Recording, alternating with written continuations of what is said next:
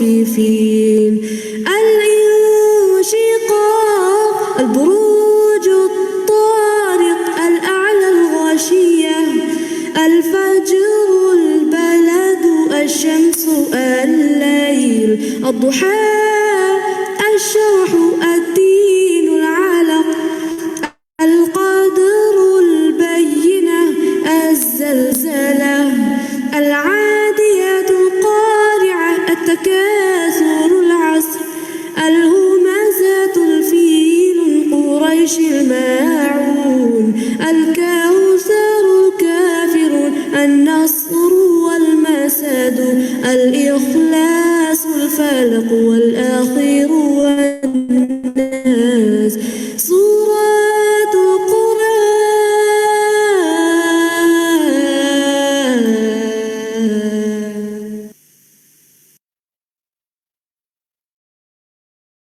شهر رمضان الذي أنزل فيه القرآن هدى للناس وبينات من الهدى والفرقان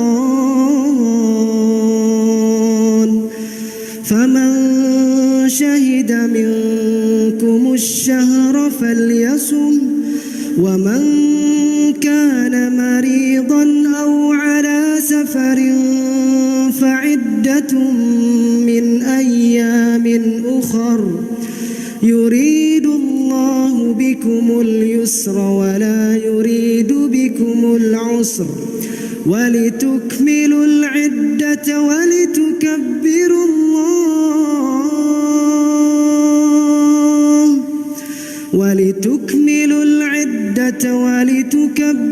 الله على ما هداكم ولعلكم تشكرون. شهر رمضان الذي أنزل فيه القرآن هدى للناس وبينات من الهدى والفرقان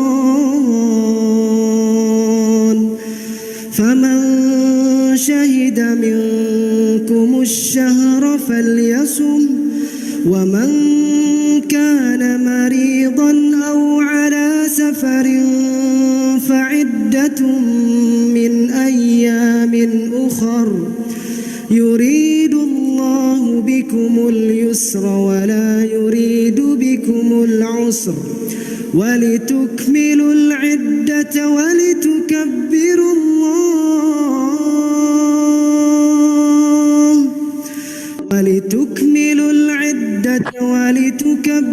الله على ما هداكم ولعلكم تشكرون.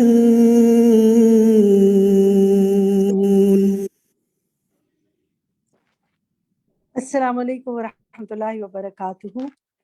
آپ سب ساتھیوں کو خوش آمدید، اہلاً و سہلاً مرحبا. رسول اللہ صلی اللہ علیہ وسلم نے فرمایا لوگوں میں سے کچھ افراد اللہ والے ہیں.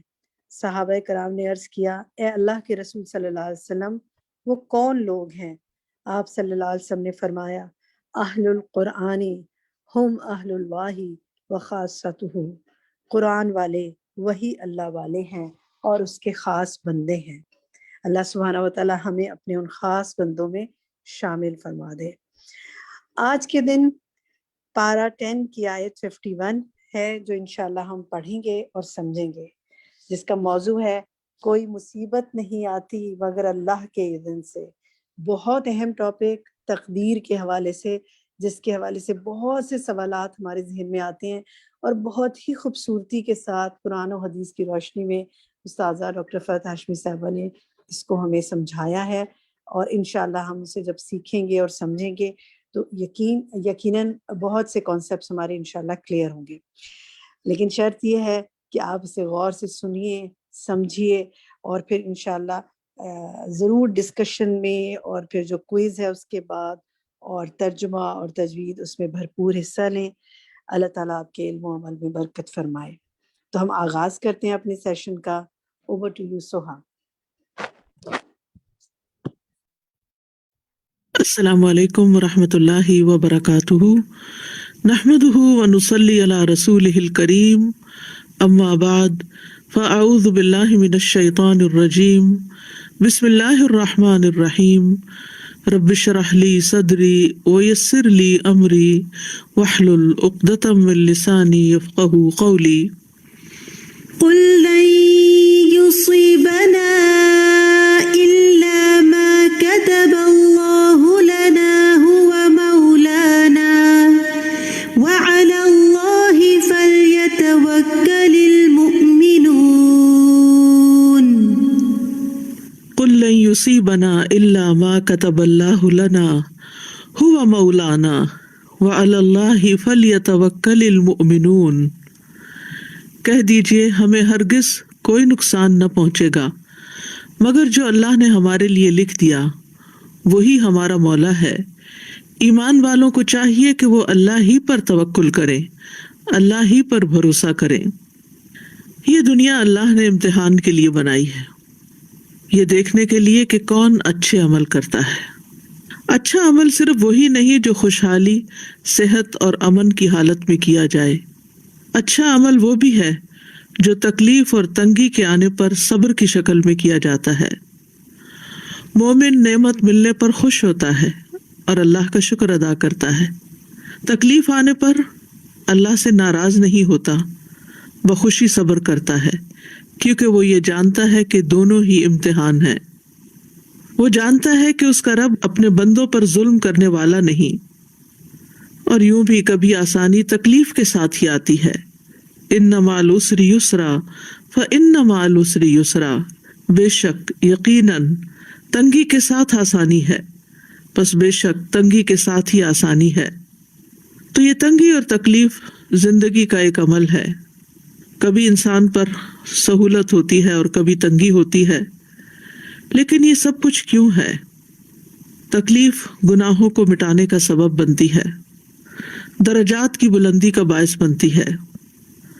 بندہ مومن جانتا ہے کہ اس مشکل وقت میں میرا رب مجھے کچھ سکھانا چاہتا ہے، میری اصلاح کرنا چاہتا ہے، اور یہ کہ یہ میری تقدیر کا حصہ بھی ہے اور اسی کا فیصلہ ہے، اور اس کا ہر فیصلہ خیر پر مبنی ہے. اس کے پیچھے کوئی نہ کوئی حکمت ہوتی ہے، کوئی مصلحت ہوتی ہے، اور اللہ کی حکمت اللہ کے علم پر مبنی ہے. لہٰذا اس نے جو بھی ہماری تقدیر بنائی ہے وہ ہمارے ہی حق میں ہے. کتب اللہ لنا نہ کہ علینا، یعنی جو بھی مشکل آتی ہے اور تقدیر کا لکھا جو بھی ہمارے حق میں ہے وہ دراصل ہماری ہی بھلائی کے لیے ہوتا ہے. تو آئیے اس آیت کی کچھ مزید وضاحت دیکھتے ہیں. قل لن یصیبنا الا ما کتب اللہ لنا. کہہ دیجئے ہرگز ہمیں نہیں پہنچے گا، یعنی کوئی بھی نقصان، کوئی بھی مصیبت، مگر وہی جو اللہ نے ہمارے لیے لکھ دی. تو اس لیے ہمیں کیا کرنا چاہیے؟ تقدیر پر ایمان لانا چاہیے. یہ اللہ تعالیٰ کی تقدیر پر ایمان اور یقین کی برکت کا ذکر ہے. اور حقیقت یہ ہے کہ جس نے قضاء و قدر میں اللہ تعالیٰ کے راز کو پا لیا، اس کی حکمت کو سمجھ لیا، اس کے لیے مصیبتیں آسان ہو جاتی ہیں. قرآن مجید سے ہمیں یہ پتہ چلتا ہے کہ کوئی بھی تکلیف جو آتی ہے اللہ کے اذن ہی سے آتی ہے. ما اصاب من مصیبت الا باذن اللہ ومن یؤمن باللہ یہد قلبہ واللہ بکل شیء علیم. جو مصیبت بھی آتی ہے وہ اللہ کے اذن سے آتی ہے، اور جو شخص اللہ پر ایمان لائے تو اللہ اس کے دل کو ہدایت بخشتا ہے، اور اللہ ہر چیز کو جاننے والا ہے. ہمارا نفع نقصان بھی اللہ کے ہاتھ میں ہے. سورۃ یونس میں اللہ تعالیٰ فرماتے ہیں وَإِن يَمْسَسْكَ اللَّهُ بِضُرٍّ فَلَا كَاشِفَ لَهُ إِلَّا هُوَ وَإِن يُرِدْكَ بِخَيْرٍ فَلَا رَادَّ لِفَضْلِهِ يُصِيبُ بِهِ مَن يَشَاءُ مِنْ عِبَادِهِ وَهُوَ الْغَفُورُ الرَّحِيمُ. اور اگر اللہ تمہیں کوئی تکلیف پہنچائے تو اس کے سوا کوئی اسے دور کرنے والا نہیں، اور اگر وہ تمہارے ساتھ کسی بھلائی کا ارادہ کر لے تو کوئی اس کے فضل کو ہٹانے والا نہیں. وہ اسے اپنے بندوں میں سے جس کو چاہے پہنچاتا ہے، یعنی تکلیف بھی اور فضل بھی. اور وہی بے حد بخشنے والا نہایت رحم کرنے والا ہے۔ اسی طرح سورۃ الاعراف میں آتا ہے کہ اللہ کے سوا کوئی بھی نفع نقصان کا مالک نہیں۔ قل لا املک لنفسی نفعا ولا ضرا الا ما شاء اللہ، کہہ دیجئے میں اپنی جان کے لیے نہ کسی نفع کا مالک ہوں نہ کسی نقصان کا، مگر جو اللہ چاہے، یعنی وہی مجھے پہنچے گا۔ اللہ کے سوا کسی کو بھی نفع نقصان کا مالک سمجھنا یہ سراسر حماقت ہے اور شرک کی ایک قسم ہے۔ سورۃ یونس میں اللہ تعالیٰ فرماتے ہیں وَلَا تَدْعُ مِن دُونِ اللَّهِ مَا لَا يَنفَعُكَ وَلَا يَضُرُّكَ فَإِن فَعَلْتَ فَإِنَّكَ إِذًا مِّنَ الظَّالِمِينَ، اور اللہ کو چھوڑ کر اس چیز کو مت پکارو جو نہ تمہیں نفع دے اور نہ تمہیں نقصان پہنچائے، پھر اگر تم نے ایسا کیا تو یقیناً تم اس وقت ظالموں میں سے ہوگے۔ یہ بھی یاد رکھنا چاہیے کہ پوری دنیا بھی مل کر اگر ہمیں کوئی نفع پہنچانا چاہے تو اللہ کے حکم کے بغیر ایسا نہیں کر سکتی۔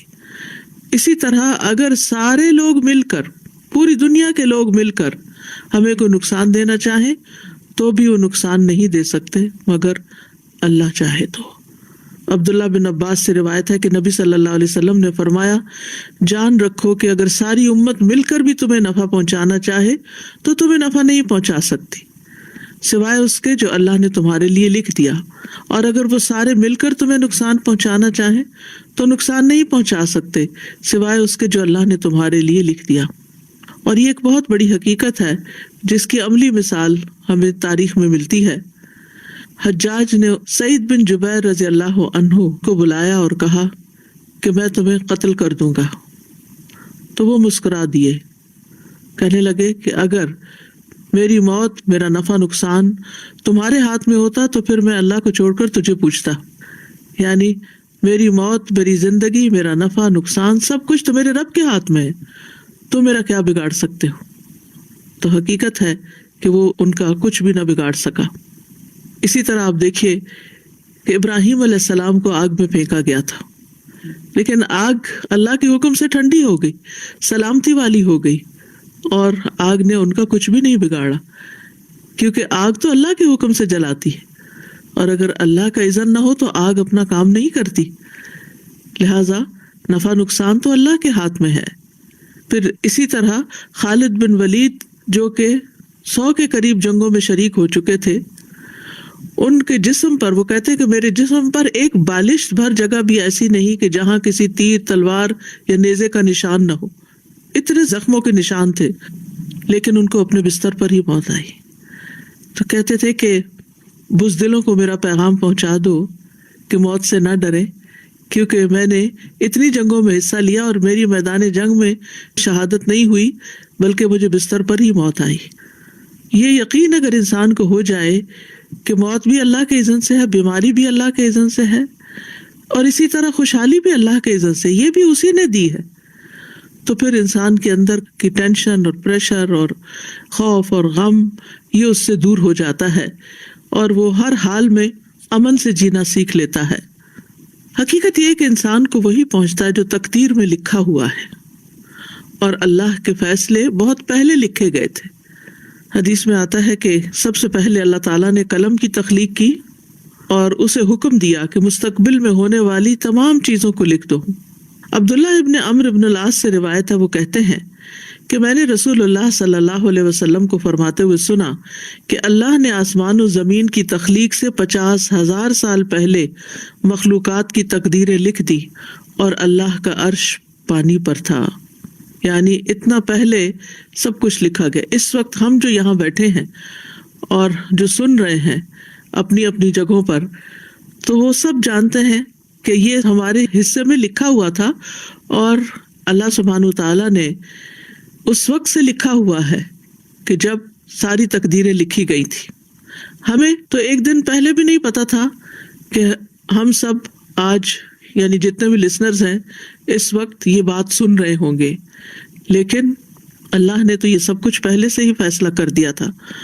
قرآن مجید میں آتا ہے سورۃ الحدید میں، ما اصاب من مصیبت فی الارض ولا فی انفسکم الا فی کتاب من قبل ان نبرأها ان ذلک علی اللہ یسیر لکی لا تأسوا علی ما فاتکم ولا تفرحوا بما آتاکم واللہ لا يحب كل مختال فخور۔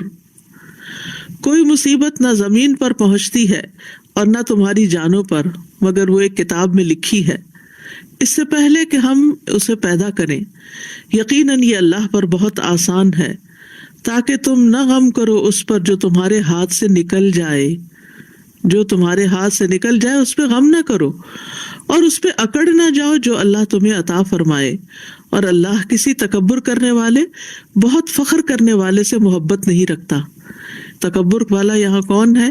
کہ وہ جو سمجھتا ہے کہ سب کچھ اس کی محنت اور کوشش کا نتیجہ ہے، اور جب اس کی محنت کا نتیجہ سامنے آتا ہے تو وہ اس پر اترانے لگتا ہے اور فخر کرنے لگتا ہے۔ تو اس سے یہ سبق ملتا ہے کہ انسان کو جب کوئی نعمت ملے تو اس پر اترائے نہیں، کیونکہ یہ اللہ کا فضل ہوا اس پر۔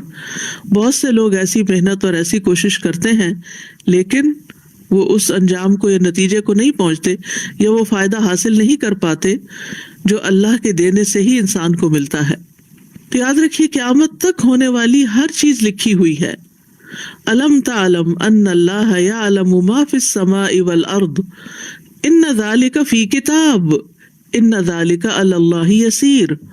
کیا تم نہیں جانتے کہ اللہ وہ سب کچھ جانتا ہے جو آسمان اور زمین میں ہے، بلا شبہ یہ سب کچھ ایک کتاب یعنی لوح محفوظ میں درج ہے، اور اللہ کے لیے یہ بات بہت آسان ہے۔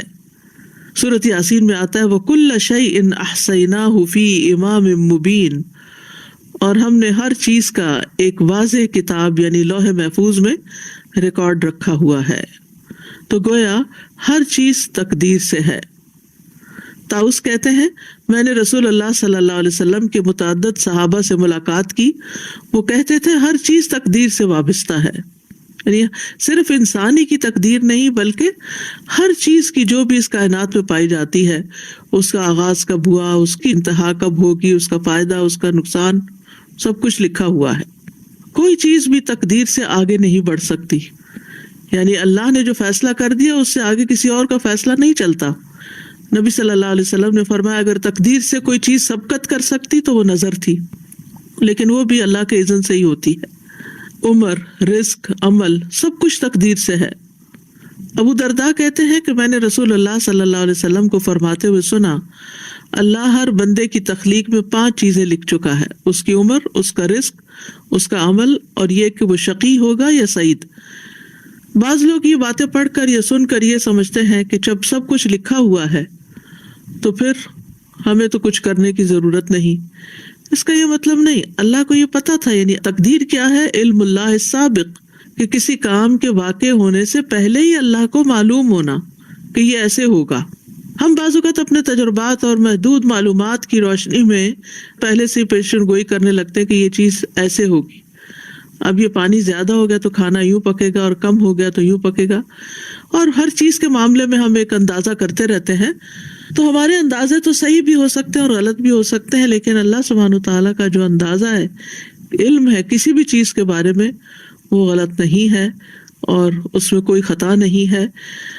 اللہ کو اول سے آخر تک جو ہونے والا سب علم تھا، اور اگر اللہ سبحانہ وتعالیٰ کو پتہ نہ ہو تو اس کا علم کامل ہی نہیں ہو سکتا، پھر وہ الہ کیسے ہو سکتا ہے؟ تو بالکل بنیادی چیز ہے کہ اس کو معلوم تھا کہ میں کون سی چیز پیدا کروں گا اور اس کو کیا کیا دوں گا تو وہ اس کو کیسے استعمال کرے گا، تو اس نے پہلے سے ہی لکھا ہوا، یعنی گویا انسان کا ہر عمل اللہ کے علم میں ہے اس سے پہلے کہ انسان اس کو کرے۔ بعض اوقات بچہ چل رہا تھا تو ہم کہتے ہیں یہ گرے گا، یہ گرے گا۔ صرف تجربات کی بنا پر اگر ہم یہ بات کر رہے ہوتے ہیں تو اللہ کا تو علم کامل ہے، مکمل ہے، پرفیکٹ ہے، جس کی بنا پر وہ پہلے سے ہی جانتا ہے کہ کون انسان کیا کرنے والا ہے۔ پھر اسی طرح ایک حدیث سے ہمیں پتہ چلتا ہے کہ انسان کی رنگت، مزاج اور سب کچھ بھی تقدیر سے ہے۔ رسول اللہ صلی اللہ علیہ وسلم نے فرمایا بے شک اللہ نے آدم کو ایک مٹھی مٹی سے پیدا کیا جسے ساری زمین میں سے جمع کیا تھا، بس بنی آدم زمین کی مٹی کے لحاظ سے ہیں، ان میں سے کوئی سرخ ہیں، کوئی سفید ہیں، کوئی سیاہ ہے، کوئی ان کے درمیان ہے، کوئی نرم خو ہے تو کوئی سخت طبیعت کا مالک ہے، کوئی بری طبیعت کا مالک ہے اور کوئی اچھی طبیعت والا ہے۔ پھر اسی طرح حسن کہتے ہیں کہ آزمائش کا آنا بھی تقدیر میں سے ہے۔ بے شک اللہ نے مخلوقات کو پیدا کیا تو ان کے ساتھ ان کی تقدیر کو پیدا کیا، ان کی عمروں کو تقدیر کے مطابق تقسیم کیا، ان کے رزقوں کو تقدیر کے مطابق تقسیم کیا، اور آزمائش اور صحت اور تندرستی کو بھی تقدیر کے مطابق تقسیم کیا۔ تو گویا بیماری بھی تقدیر کا حصہ ہے۔ آج کل جو بیماری پھیلی ہوئی ہے یہ بھی تقدیر کا حصہ ہے، جس نے بہت سے لوگوں کو اپنی لپیٹ میں لیا ہوا ہے، اور یہ اللہ کے علم میں زمین و آسمان کی پیدائش سے 50,000 سال پہلے ہی تھا، ازل سے ہی تھا۔ پھر اسی طرح اخلاق بھی اللہ نے تقسیم کیے ہیں، جیسے رزق تقسیم کیا ہے۔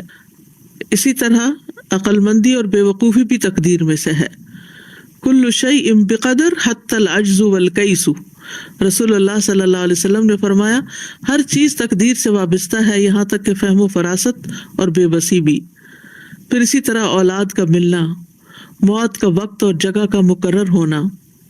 پھر اسی طرح تقدیر میں جو لکھا ہے اس میں نہ اضافہ ہو سکتا ہے نہ کمی ہو سکتی ہے، لیکن اس کا یہ مطلب نہیں کہ انسان احتیاط نہ کرے اور پریکاشنز نہ لے، کیونکہ اللہ سبحانہ وتعالیٰ نے انسان کو ارادہ اور اختیار بھی دیا ہے، اور یہ بھی تقدیر کا حصہ ہے کہ اس کو جیسے باقی رزق ملے ہیں تو یہ رزق بھی ملا ہے، اور پھر اللہ کو پہلے سے ہی پتا تھا کہ یہ اپنے ارادے اور اختیار کو کس طرح استعمال کرے گا۔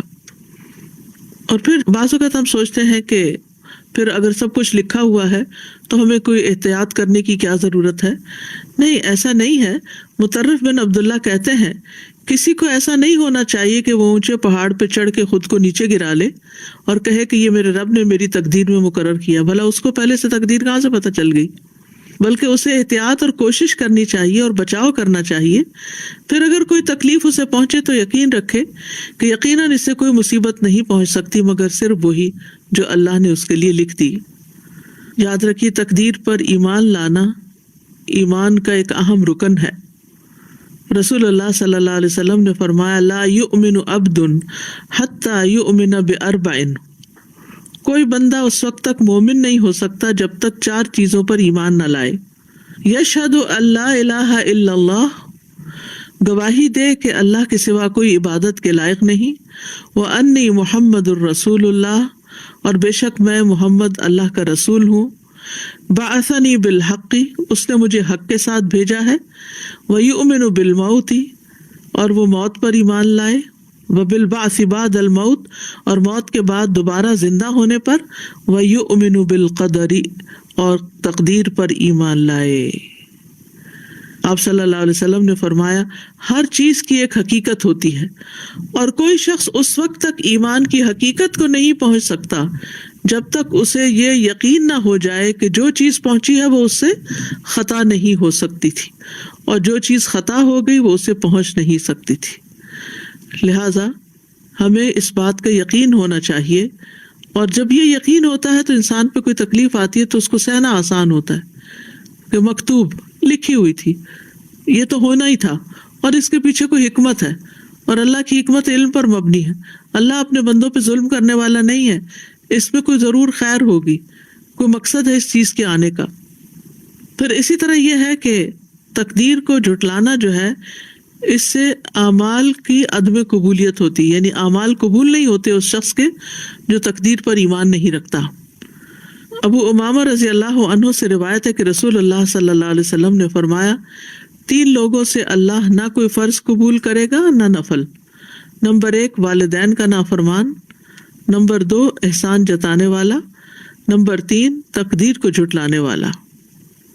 عبداللہ بن عمر قسم کھا کے کہا کرتے تھے اگر تقدیر کا انکار کرنے والوں میں سے کسی کے پاس احد پہاڑ کے برابر سونا ہو اور وہ سب کا سب اللہ کی راہ میں خرچ کر دے تب بھی اللہ اس سے قبول نہیں کرے گا، یعنی وہ صدقہ، جب تک وہ تقدیر پہ ایمان نہ لائے۔ کیونکہ ایسے بھی بہت سے لوگ ہیں جو کہتے ہیں تقدیر وقدیر کچھ نہیں ہوتی، سب کچھ انسان کے اپنے اختیار میں ہے، جو چاہے ہو جاتا ہے، جو نہیں چاہے نہیں ہوتا۔ نہیں، انسان کے چاہنے سے نہیں ہوتا۔ وما تشاءون الا ان یشاء اللہ، جو تم چاہتے ہو اس کے مطابق نہیں ہوتی چیزیں، ہوتا وہی ہے جو اللہ چاہتا ہے۔ پھر اسی طرح نبی صلی اللہ علیہ وسلم نے تقدیر کا انکار کرنے والوں کی سزا کے بارے میں فرمایا۔ آپ نے فرمایا یہ آیت میری امت کے آخری زمانے کے اللہ عز و جل کی تقدیر کو جھٹلانے والے لوگوں کے بارے میں نازل ہوئی ہے. ذوقوا مس سقر انا کل شیء خلقناہ بقدر. دوزخ میں آگ لگنے کے مزے چکھو، بے شک ہم نے ہر چیز کو ایک مقرر اندازے پر پیدا کیا ہے. تو اس سے بھی آپ اندازہ لگائیں کہ کتنا زیادہ ضروری ہے تقدیر پر ایمان رکھنا. اور پھر جو شخص تقدیر پر ایمان نہ رکھے وہ جنت سے محروم ہو سکتا ہے. فرمایا لا يدخل الجنت عاق ولا مؤمن بسحر ولا مدمن خمر ولا مکذب بقدر. نبی صلی اللہ علیہ وسلم نے فرمایا جنت میں والدین کا نافرمان، جادو پر ایمان رکھنے والا، عادی شراب خور اور تقدیر کو جھٹلانے والا داخل نہ ہوگا. اور یہ الگ بات ہے کہ سزا بھگتنے کے بعد اگر اس کے دل میں ایمان ہے تو پھر جنت میں چلا جائے.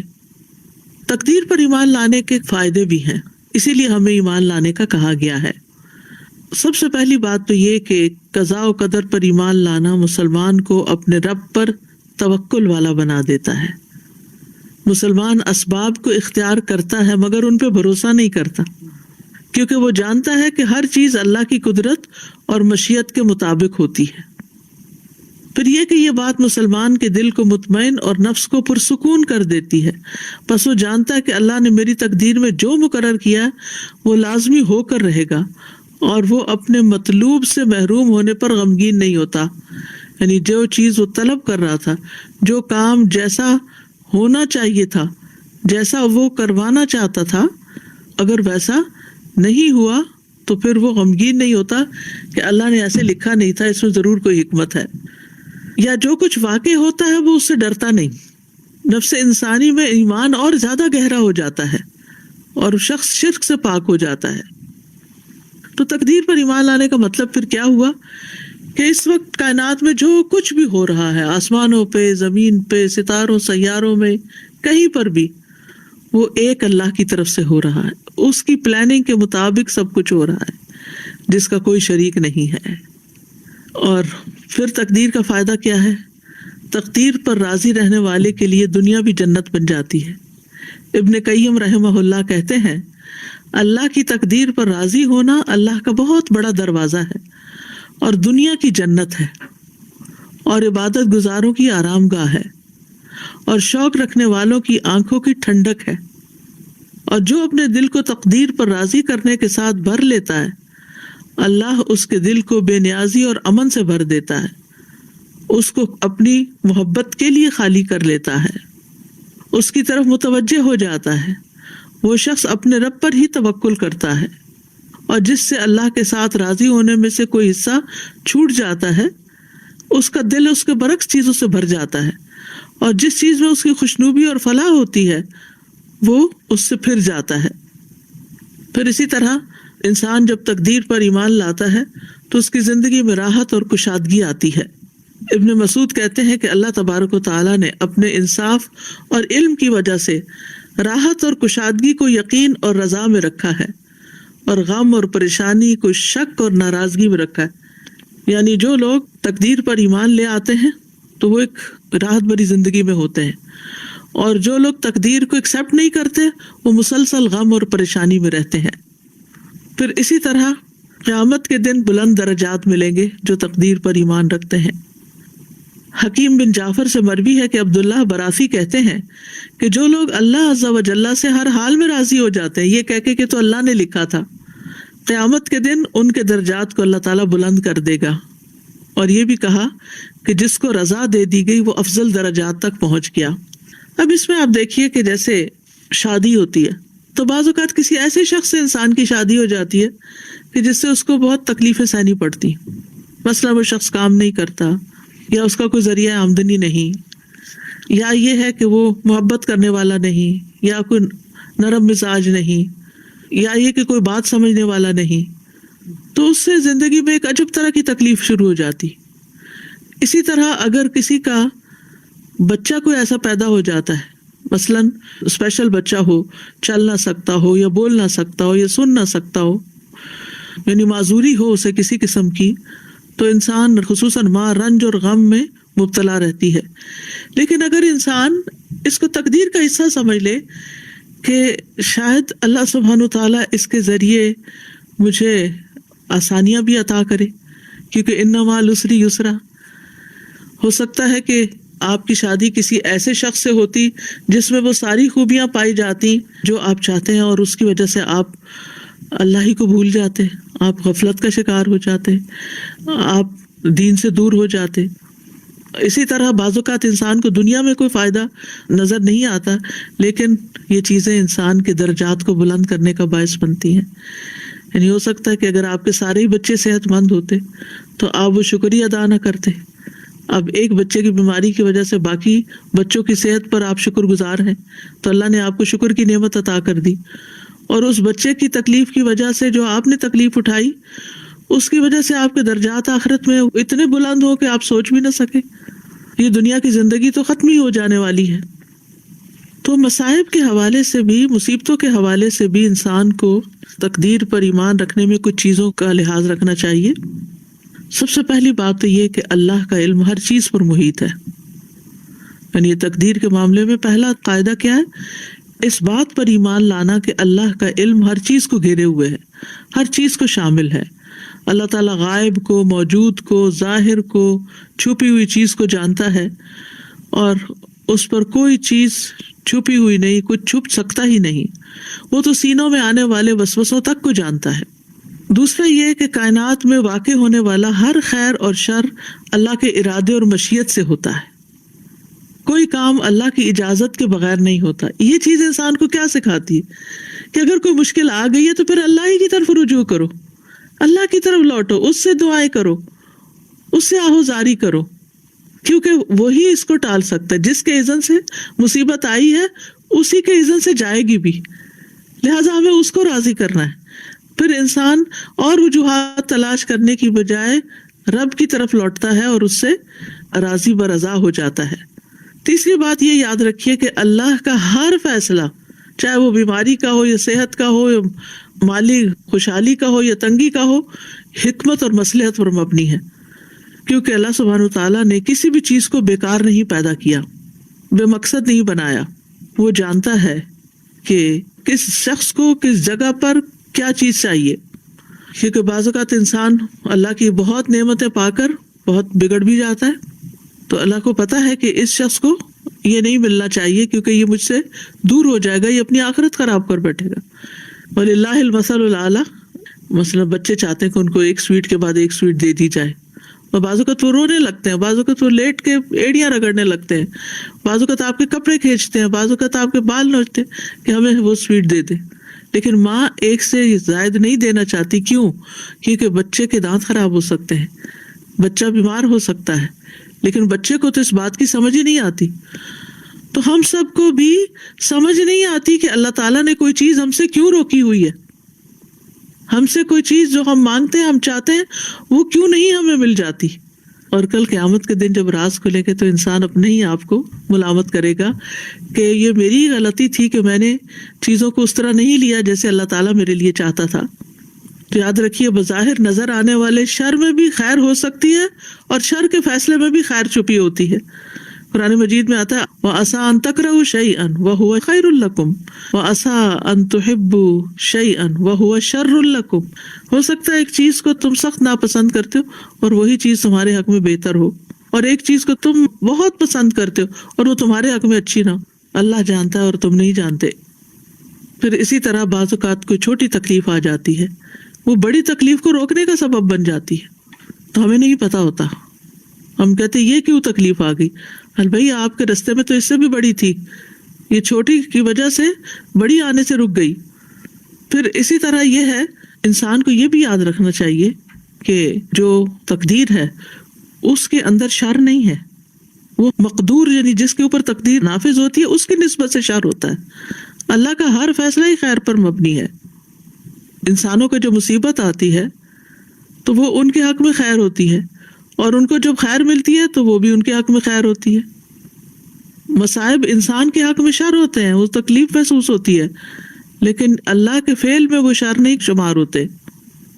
تو کوئی چیز ایک سائڈ سے آپ کو بری محسوس ہوتی ہے لیکن دوسرے اعتبار سے وہ آپ ہی کے حق میں اچھی ہوتی ہے. بعض اوقات کوئی بیماری آپ کو آتی ہے تو آپ اس پہ پریشان ہو جاتے ہیں، حالانکہ اس بیماری کا علاج کرتے کرتے وہ ایک بڑی بیماری جو پیچھے آ رہی تھی اس کا بھی ساتھ ہی علاج ہو جاتا ہے۔ بعض بیماریاں چھپی ہوئی ہوتی ہیں، انسان کو پتہ ہی نہیں ہوتا کہ مجھے تکلیف پہنچنے والی ہے، تو آپ کو کوئی چھوٹی بیماری لاحق ہو جاتی ہے، مثلا سر درد ہو جاتا ہے، آپ اس کا علاج شروع کرتے ہیں تو آپ کو پتہ چلتا ہے کہ آپ کو تو اس سے بھی بڑی کوئی بیماری ہے اور اس کا آپ علاج شروع کرتے ہیں، تو اس سے بڑی کیا آپ کو نہیں خبر ہوتی، تو یہ دوسرے درجے کی بیماری ہے، اس کے علاج میں تیسرے درجے کی بیماری کا بھی علاج ہو جاتا ہے۔ پھر پانچویں بات یہ کہ اللہ جو چاہتا ہے کرتا ہے، اس لیے کہ وہ مالک ہے، اس سے پوچھا نہیں جا سکتا کہ آپ ایسا کیوں کر رہے ہیں، لیکن انسانوں سے پوچھا جائے گا کیونکہ ہر چیز اس نے بنائی ہے نا، مالک وہ ہے، مالک جتنی بھی چیزیں ان کے ساتھ جو چاہے معاملہ کرے کیونکہ وہ مالک ہے، کسی کو کیا اعتراض ہو سکتا ہے۔ لیکن یاد رکھیے کہ ہمارا مالک وہ ہے جو ظلم نہیں کرتا، اللہ سبحانہ وتعالیٰ کسی پہ ظلم نہیں کرتا۔ سورۃ الکہف میں آتا ہے وَلَا يَظْلِمُ رَبُّكَ أَحَدًا، اور تیرا رب کسی پر ظلم نہیں کرتا۔ ساتویں چیز جو ہے وہ کہ اللہ تعالیٰ بہت رحم کرنے والا ہے، ہمارے والدین سے بڑھ کر ہم سے محبت کرتا ہے اور رحم فرمانے والا ہے، تو ہمیں اس سے رحم مانگنا چاہیے۔ آٹھویں چیز یہ ہے کہ اللہ سبحانہ تعالیٰ کے اسماء کے علاوہ ہر چیز مخلوق ہے۔ اللہ خالق کل شیء وخلق کل شیء فقدرہ تقدیرا، اسی نے ہر چیز کو پیدا کیا اور اس کا اندازہ مقرر کیا، پورا اندازہ۔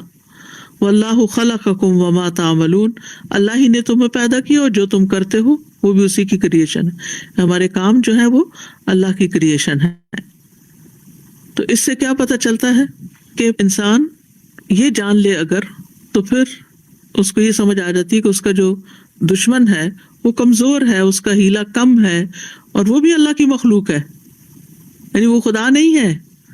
ویسے شیطان کو ہم نے ہوا بنایا ہوا ہوتا ہے یا اسی طرح کچھ اور لوگوں کو، تو وہ اللہ کی مخلوق ہے، وہ بھی کمزور ہے، خالق تو صرف اللہ ہے۔ نویں چیز یہ ہے کہ اللہ تعالیٰ نے دنیا کا یہ قاعدہ بنایا ہے کہ یہاں حالات بدلتے رہیں، نہ رات ہمیشہ کے لیے نہ دن ہمیشہ کے لیے، کیونکہ امتحان ہے نا۔ وَتِلْكَ الْأَيَّامُ نُدَاوِلُهَا بَيْنَ النَّاسِ، یہ دن تو ہم لوگوں کے درمیان باری باری بدلتے رہتے ہیں، لہذا تقدیر ہر مومن کافر سب پہ جاری ہوتی ہے، سب کے لیے تبدیلی آتی ہے۔ تو کرنا کیا چاہیے؟ 10واں پوائنٹ یہ ہے کہ اللہ کی تقدیروں پر صبر کرنا چاہیے، یہی کامیابی کا راز ہے۔ وَاسْتَعِینُوا بِالصَّبْرِ وَالصَّلَاةِ، صبر اور صلاۃ کے ساتھ مدد طلب کرو۔ اب یہ ہے کہ جب مصیبت آ گئی، تقدیر کا حصہ بھی ہم نے سمجھ لیا کہ تقدیر ہے، تو اب مصیبت یہ ہلکی کیسے ہو، کیونکہ اس نے جانا تو اپنے وقت پر ہے۔ اب جیسے کہ لاک ڈاؤن ہوا ہے، لوگ گھروں میں بند ہیں، محصور ہیں، یہ بلا وبا جائے گی تو گھروں سے نکلیں گے نا، یہ قید ختم ہوگی، تو اب یہ جو اندر رہنے کی یا کام نہ ہونے کی یا ذریعہ آمدنی نہ ہونے کی کوئی مشکل ہے، یہ مصیبت ہے، یہ جائے گی تو اپنے وقت پر، اور ہلکی بھی اپنے وقت پر ہوگی۔ تو ابن القیم نے زاد المعاد میں کچھ چیزیں بیان کی ہیں جو مصیبت کو ہلکا کر دیتی ہیں۔ نمبر 1، پہنچنے والی مصیبت پر صبر کرنا، کیونکہ اگر انسان اس میں غور کرے گا تو اس میں کئی فائدے بھی نظر آئیں گے۔ جیسے مثال کے طور پر گھروں میں رہنے کے کئی فائدے بھی ہیں، بچوں کے ساتھ، وائف کے ساتھ ان کو ٹائم دینے کا، ان کو فوکس کرنے کا موقع مل گیا، نمازوں میں یکسوئی آ گئی، ٹھہراؤ آ گیا، اپنے ان دور پار رشتہ داروں کے بارے میں سوچنے کا موقع مل گیا جو ضرورت مند ہو سکتے ہیں۔ یعنی کئی طرح کی چیزیں جو ہیں وہ انسان اس تیز رفتار زندگی میں جو بھولے ہوئے تھا۔ اور سب سے بڑی بات یہ ہے کہ پولوشن ختم ہوتی جا رہی ہے، جب گاڑیاں کم چلتی ہیں، بہت سی مشینیں بند ہیں، فیکٹریز بند ہیں، تو نہ صرف یہ کہ انسانوں کو بلکہ جانوروں اور مخلوقات کو بھی سانس لینے کا موقع مل گیا۔ تو پہلی چیز یہ ہے کہ انسان صبر سے کام لے۔ دوسری چیز یہ ہے کہ اپنے سے زیادہ مصیبت میں مبتلا شخص کو دیکھے کہ وہ تو مجھ سے بھی زیادہ تکلیف میں ہے، تو اس کی تکلیف ہلکی ہو جائے گی۔ نمبر 3، بے صبری کا مظاہرہ نہ کرے، کیونکہ گھبراہٹ سے واویلا کرنے سے مصیبت نہیں ٹلتی۔ نمبر 4، صبر اور ثواب سے محروم نہ ہو، انا للہ و انا الیہ راجعون پڑھ لے۔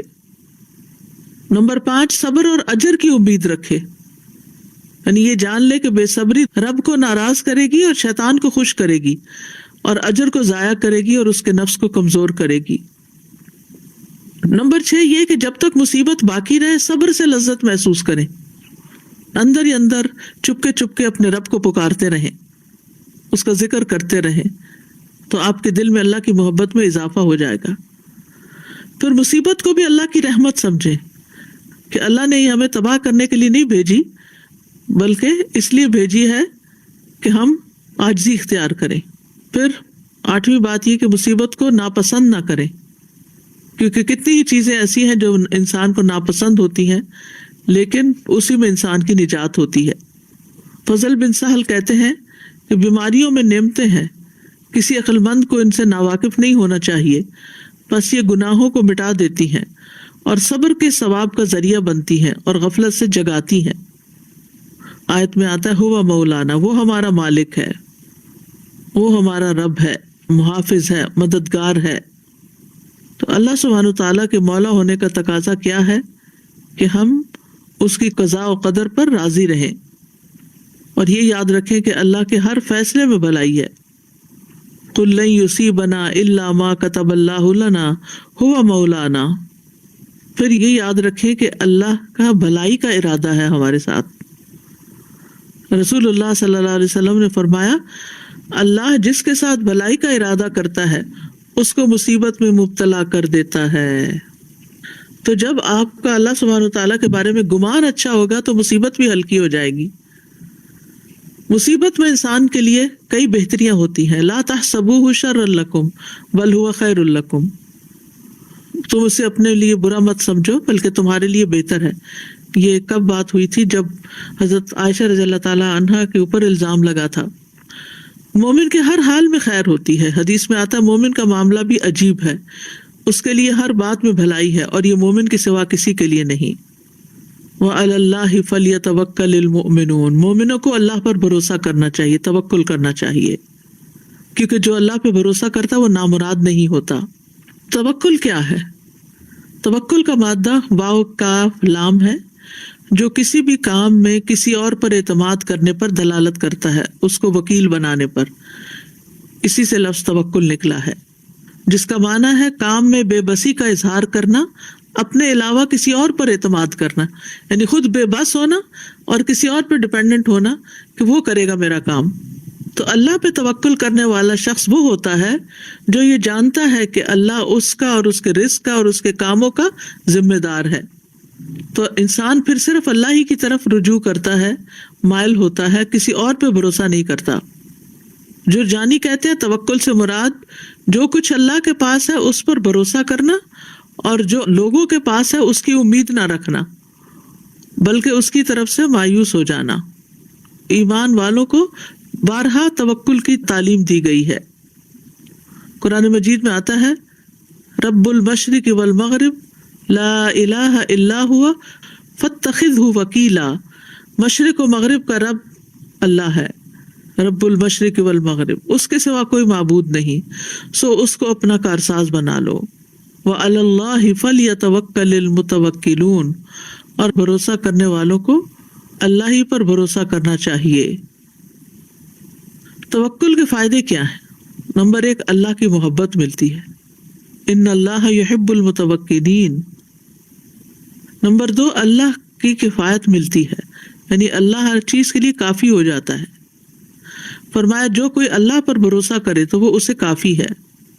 وتوکل علی اللہ وکفی باللہ وکیلا، اور اللہ پر بھروسہ کیجئے، اللہ کا وکیل ہونا کافی ہے۔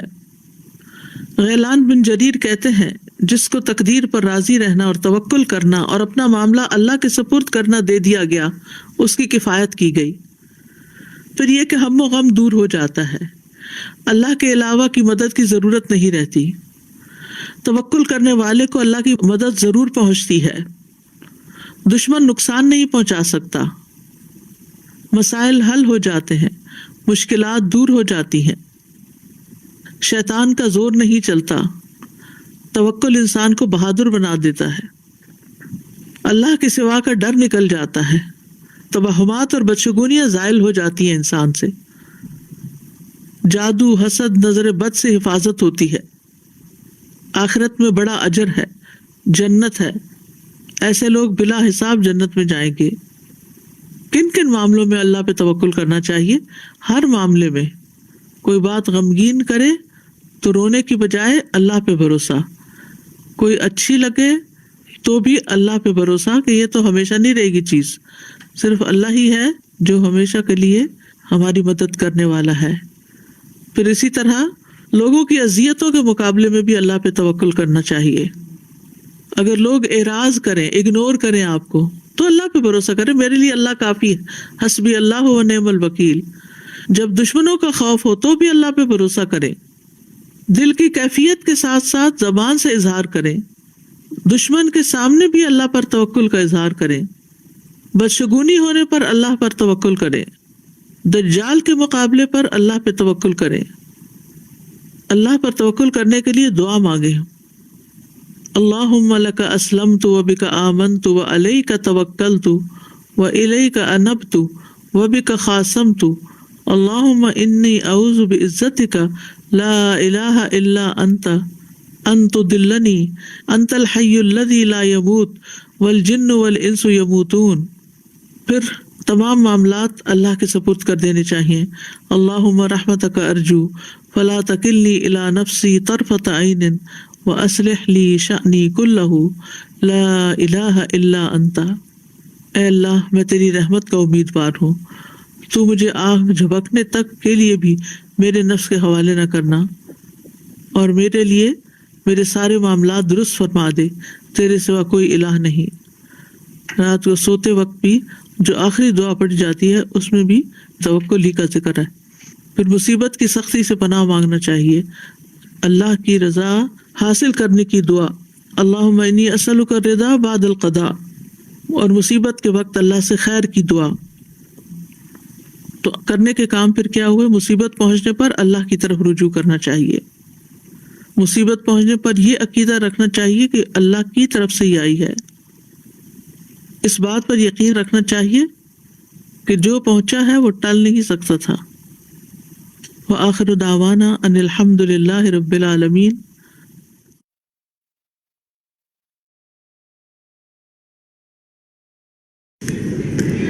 السلام علیکم ورحمۃ اللہ وبرکاتہ۔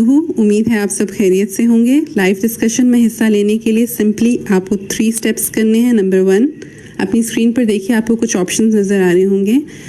You have to click on the raise hand option. Blue hand کا مطلب یہ ہے the host can see your request.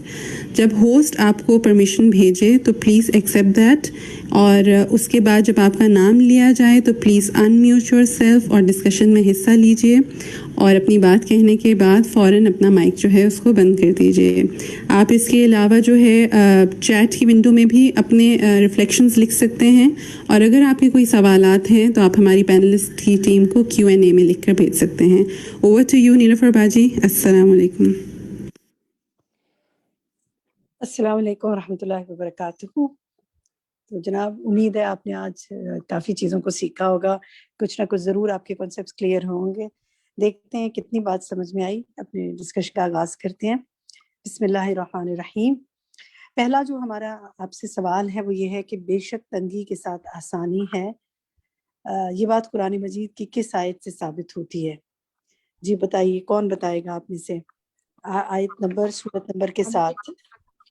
جی وعلیکم السلام، حلیمہ آصف بتائیے۔ جی باجی، یہ اس میں اِنَّ مَعَ الْعُسْرِ یُسْرًا فَإِنَّ مَعَ الْعُسْرِ یُسْرًا وَإِنَّ مَعَ الْعُسْرِ یُسْرًا، بے شک تنگی کے ساتھ آسانی ہے۔ الحمدللہ، بالکل درست آپ نے کہا، بارک اللہ فی علمک۔ جی نیکسٹ سوال دیکھتے ہیں۔ تو ہمیں قرآن کی دلیل کیا مل گئی کہ تنگی میں پریشان نہیں ہونا، اس میں آسانی ہے۔ بہت سے لوگ یہ سوال بعض اوقات کرتے ہیں کہ جی تنگی کے ساتھ کیا آسانی ہے، یہ مشکل تو اتنے ہی عرصے چلتی رہی، ختم ہی نہیں ہوئی، اور بعض اوقات بہت عرصے بعد وہ مشکل ختم ہوئی، تو کیا آسانی ہوئی؟ تو دیکھیں، سب سے بڑی آسانی تو یہی ہے کہ اگر اس پر صبر کیا، زبان سے کوئی شکوہ شکایت نہیں کی، اللہ سے بدگمان نہیں ہوئے اور صبر کیا، تو سب پر اجر لکھا جا رہا ہے۔ تو یہی بہت بڑی آسانی ہے، اور وہ اجر جو ہے وہ ہو سکتا ہے دنیا میں کسی فارم میں آپ کو نظر نہیں آ رہا، لیکن اللہ تعالیٰ اس کے ذریعے آپ کو کہیں اور کوئی برکت عطا فرما رہا ہے، اور پھر آخرت کے لیے تو وہ اسٹور ہوتا ہی ہوتا ہے، یعنی آخرت میں اس کا اجر و ثواب تو آپ کو صبر پر مل ہی جائے گا انشاءاللہ۔ تو اس لیے ہمیشہ یہ یاد رکھیں کہ تنگی کے ساتھ ہی آسانی ہے۔ الحمدللہ۔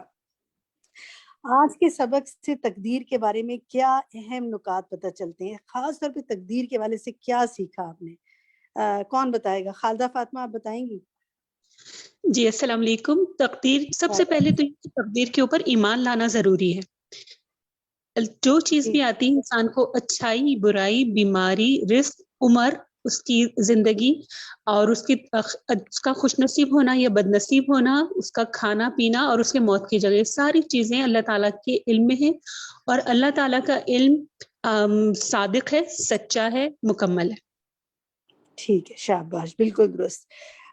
کچھ اور کہنا چاہیں گے؟ اور کیا جانا؟ بہت سی پوائنٹس تقدیر کے حوالے سے تھے نا، کوئی اور کچھ ایڈ کرنا چاہیں؟ اچھا جی اس کا عمر، اس کے رزق۔ جی حلیمہ کہیے۔ جی اس کا عمر، انسان کا جو عمر ہوتا ہے، اس کا رزق، یہ سب اس کی تقدیر میں ہے۔ اور یہ جو تنگ دستی انسان کر لیتا ہے، یہ بھی تقدیر میں ہی، مطلب کہ جو انسان پہ تنگی آتی ہے وہ بھی تقدیر میں ہی لکھی ہوتی ہے۔ کیا کرنا چاہیے پھر؟ بس پھر کچھ نہیں کرنا چاہیے، سوچ کے بیٹھ جانا چاہیے کہ یہ تو تقدیر کا حصہ ہے۔ دعا مانگنی چاہیے کہ اللہ تعالیٰ سے دعا مانگنی چاہیے اپنی تقدیر کے لیے۔ صرف دعا مانگنی چاہیے، کچھ اور بھی کرنا چاہیے؟ دیکھیں ٹھیک ہے، الحمدللہ بہت اچھے آپ پوائنٹس بتا رہے ہیں۔ دعا بھی مانگنی چاہیے اور کوشش بھی مکمل کرنی چاہیے۔ دکھائیے جی اس کا جواب، کہ ایمان یہ ہے میرا اور آپ کا یہ ایمان ہونا چاہیے کہ میں نے پوری کوشش کرنی ہے، میں نے پوری محنت کرنی ہے، میں نے دعائیں مانگنی ہے، اور پھر اللہ نے جو مجھے دینا ہے وہ دینا ہے، اور اگر اللہ نے کچھ نہیں ابھی دیا تو کوئی بات نہیں، اللہ تعالیٰ مجھے ضرور وہ دے گا، اس نے وہ میری کوششوں کو رائے گا نہیں کرے گا، لیکن ہو سکتا ہے کہ وہ چیز ابھی میرے لیے فائدہ مند نہ ہو، وہ مجھے بعد میں عطا کر دے۔ تو کوشش بھی کرنی ہے، دعا بھی کرنی ہے، اور اللہ پہ بھروسہ بھی کرنا ہے۔ نیکسٹ دیکھیے جی سوال، تقدیر کو جھٹلانا اعمال کی عدم قبولیت کا سبب ہے، یعنی جو لوگ اگر کوئی تقدیر کو جھٹلاتے ہیں تو اس کے عمل قبول نہیں ہوتے۔ اس کی دلیل حدیث کی روح سے دیجیے۔ جی جناب، کون دے گا؟ ایک حدیث اس میں بیان کی گئی تھی، نازیہ علی آپ بتائیں گی؟ نازیہ علی، کہکشاں آپ کا مائک کون ہے، آپ بتائیں گی؟ کسی کو حدیث یاد ہے آپ میں سے جو اپنا مائک آن کر لے اگر یاد ہے؟ نہیں تو پھر ہم آنسر دکھا دیتے ہیں۔ کوثر ترین آپ بتائیں گی؟ جی بتائیے۔ چلیں جی، ہمیں جواب نہیں آیا، اس کا مطلب یہ حدیث شاید غور سے نہیں دیکھی گئی۔ جواب دکھائیے جی، کوئی اس حدیث کو پڑھے گا جو بس اسکرین پر دکھائی جا رہی ہے؟ کون پڑھے گا آپ میں سے جو اچھی طرح پڑھ کے؟ پڑھیے آپ پڑھیے۔ السلام علیکم۔ باقی مائک آف کر دیں، قبر نصاب پڑھیں۔ السلام علیکم۔ وعلیکم السلام، قمر نصاب پڑھیے۔ ابو امامہ رضی اللہ عنہ سے روایت ہے کہ رسول اللہ صلی اللہ علیہ وسلم نے فرمایا، 3 لوگوں سے اللہ نے نہ تو یہ فرض قبول کرے گا نہ نفل۔ نمبر 1، والدین کا نافرمان، احسان جتانے والا اور تقدیر کو جھٹلانے والا۔ دیکھیں کتنی اہم بات، والدین کی نافرمانی، احسان جتانا اور تقدیر کو جھٹلانا، ایسے لوگوں سے اللہ نہ کوئی فرض قبول کرے گا نہ نفل۔ تو اللہم لا تجعلنا منہم، یا اللہ تو ہمیں ان میں سے نہ کرنا، ہم یہ دعا کرتے ہیں۔ چلیں جی نیکسٹ سوال دیکھتے ہیں۔ نبی کریم صلی اللہ علیہ وسلم نے تقدیر کا انکار کرنے والوں کی کیا سزا بتائی ہے؟ ایک سزا بتائی تھی آپ صلی اللہ علیہ وسلم نے۔ جو بتانا چاہتا ہے آپ میں سے وہ مائک آن کرے۔ آپ میں سے کئی لوگوں نے ہاتھ کھڑے کیے ہوئے۔ نسرین بانو آپ بتائیں گی؟ نسرین بانو، کوثر ترین، وردہ کاشف، نازیہ علی، کوئی بھی مائک اپنا آن کریں اگر آپ کو معلوم ہے، یا نور بلال۔ چلیں جی، کسی کا چیٹ پہ آپ لوگ لکھ سکتے ہیں، اگر چیٹ پہ لکھ کے بتانا چاہیں۔ السلام علیکم۔ السلام علیکم۔ جی وعلیکم جی السلام وردا جی کاشف، تقدیر جی کا وردا جو انکار کرتے ہیں اللہ تعالیٰ نے اس کو الٹیمیٹلی جہنم بھی بتائی ہے کہ وہ جہنم میں داخل ہوگا، کیونکہ اس کو اس بات پہ یقین ہی نہیں ہے کہ اللہ تعالیٰ نے پہلے اس کے لیے لکھ دیا ہے جو اس کے حصے میں اب آ رہا ہے۔ بارک اللہ ٹھیک ہے، ٹھیک ہے، آپ کے علم کو اللہ تعالیٰ آپ کو مبارک کرے، آپ نے مفہوم بتا دیا۔ یہ دیکھیے جی، نبی صلی اللہ علیہ وسلم نے کہا کہ میری یہ آیت میری امت کے آخری زمانے کے تقدیر کو جھٹلانے والوں کے بارے میں نازل ہوئی، سورۃ القمر کی آیت ہے 48-49، جس میں دوزخ کی آگ کا مزہ چکھو، یہ بات کی گئی ہے۔ اور اس کے بعد جو ہر چیز کو اللہ تعالیٰ نے بقدر ایک اندازے کے ساتھ نازل کیا، اس پر بھی بات کی ہے، یعنی پیدا کیا ہے۔ ٹھیک ہے جی، تقدیر پر ایمان لانے کے کیا فوائد ہیں؟ بہت سے فوائد بتائے گئے تھے، آپ میں سے جو کچھ کوئی فوائد بتانا چاہیں بتائیے جی، کہکشاں آپ بتائیں گی جی باجی، السلام علیکم ورحمۃ اللہ وبرکاتہ۔ وعلیکم اس میں السلام۔ یہ ہے کہ انسان کو جب پتا ہوتا ہے کہ ہر چیز جو ہے وہ تقدیر سے ہے، تو پھر اس کا دل جو ہے وہ مطمئن، جیسے جو بھی اسے پہنچتا ہے پھر وہ مطمئن اور اللہ پر بھروسہ کرتے ہوئے اس پہ راضی اور رہتا ہے۔ وہ مطمئن ہو جانتا جائے، ہے کہ مجھے وہی پہنچ سکتا ہے جو میری تقدیر میں تھا، ٹھیک یعنی ہے، جو ٹھیک، نفع نقصان۔ جزاک اللہ خیر۔ بس مختصر بات کریں تاکہ اور ساتھیوں کو بھی موقع ملے۔ آپ نے جو بات کی وہ یہ ہے کہ مطمئن اور نفس کو پرسکون کر دیتی ہے یہ بات۔ گڈ، کوئی اور کچھ بتانا چاہے، کچھ ایڈ کرنا چاہیں اگر مختصر الفاظ میں؟ نور بلال آپ کہیں گی کیا فائدہ ہوتا ہے تقدیر پر ایمان لانے کے، کیا فوائد ہیں؟ کوثر ترین، زوبیہ، عارف، کوئی بھی آپ میں سے بات کرنا چاہے۔ جی، تقدیر میں ایمان لانے والے کی فائدہ یہ ہے کہ مسلمان کو اپنے رب پہ توکل کرنے ٹھیک والا ہے، بنا توکل، دیتا ہے، اور تقدیر پر الحمدللہ، گڈ۔ ایمان لانے کا مطلب ہے کہ جو کچھ اس کائنات میں ہو رہا ہے وہ ایک اللہ کی طرف سے ہے، تو یہ ٹھیک ہے، ہمیں میں فائدہ فائدہ ضرور۔ پوچھ رہی ہوں، فوکس رہے، میں فائدہ پوچھ رہی ہوں، مطلب نہیں پوچھ رہی۔ آپ نے فائدہ بالکل صحیح بتا دیا، توکل حاصل ہوتا ہے۔ اور بتائیے جی، ناہید آپ کہیے۔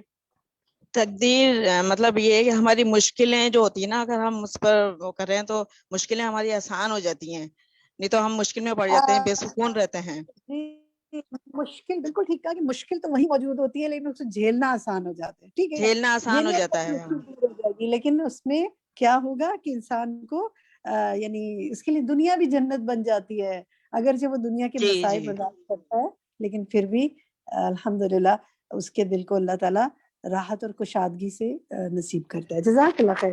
جی آنسر دیکھیے آپ لوگ، یہ سارے آپ کے سامنے، صبر آ جاتا ہے، سکون آ جاتا ہے۔ اب آپ کی چیٹ پہ بھی آنسرز آ رہے ہیں، میں ان کو لے رہی ہوں۔ جرت کا راستہ آسان ہو جاتا ہے، پھر یہ کہ ایمان پختہ ہوتا ہے، ایسا شرک سے باہر نکل ہو جاتا ہے، ٹھیک ہے، اللہ اس کو کافی ہو جاتا ہے، اسباب اختیار کرتا ہے مگر ان پر بھروسہ نہیں کرتا۔ گڈ، ٹھیک ہے، نیکسٹ۔ یہ گڈ میں نے آپ لوگوں کو کہا ہے کہ آپ لوگ ماشاءاللہ بہت اچھے آنسرز دے رہے ہیں، بارک اللہ فیک۔ نیکسٹ دیکھیے جی، بظاہر نظر آنے والی شر میں بھی خیر ہوتی ہے اور شر کے فیصلے میں بھی خیر چھپی ہوتی ہے۔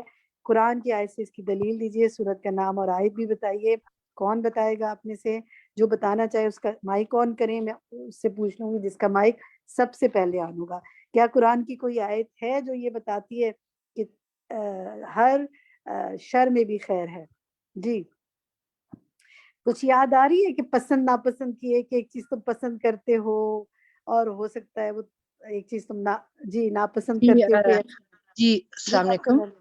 وعلیکم جی السلام سورہ جی بقرہ کی ایک آیت ہے جس میں کہتے ہیں کہ جو چیز تم کو ناپسند ہو وہ تمہارے لیے اچھی ہو، اور یہ بھی ممکن ہے کہ جس چیز کو تم پسند کرتے ہو وہ تمہارے لیے بری ہو۔ تو حسن اس آیت جی، بالکل درست جواب ہے۔ جواب دیکھیے جی، سورۃ البقرہ کی آیت 216۔ یہ آیت اگر آپ اور لوگوں کو بھی بتائیں نا، اس رمضان بہت سے لوگوں کو آپ یہ آیت بتائیں، کیونکہ ہمارا سب سے بڑا مسئلہ زندگی میں یہی ہے کہ ہم ہر چیز چاہتے ہیں ہماری پسند کی ہو، لیکن اصل بات اس آیت کے آخر میں کیا بتائی گئی کہ وَاللَّهُ يَعْلَمُ وَأَنْتُمْ لَا تَعْلَمُونَ، اللہ بہتر جانتا ہے اور تم نہیں جانتے، ٹھیک ہے۔ سورۃ البقرہ آیت 216، بہت اہم آیت۔